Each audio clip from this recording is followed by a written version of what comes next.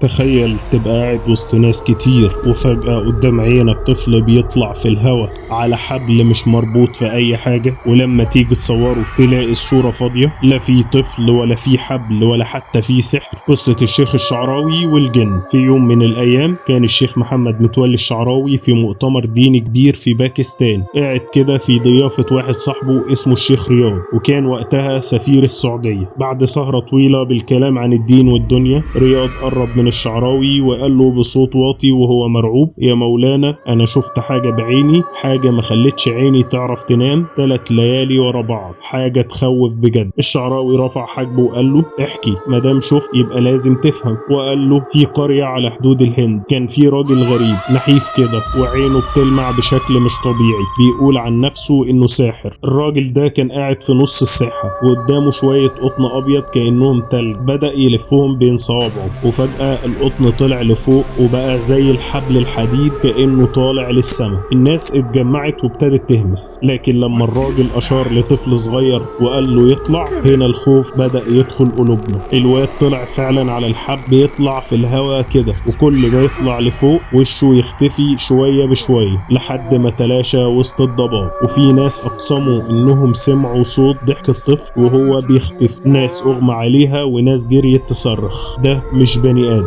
لكن الشيخ الشعراوي ما اقتنعش وقال له: لو ده سحر يبقى لازم اشوفه بعيني. وفعلا تاني يوم راح الشعراوي بنفسه القرية وقعد وسط الناس واتفرج على نفس العرض، الحبل بيطلع والطفل بيتسلق والعالم كلها مشدودة. بس الشعراوي كان صاحي وفاكر كلام ربنا: فلما ألقوا سحروا أعين الناس واستذهبوهم وجاءوا بسحر عظيم.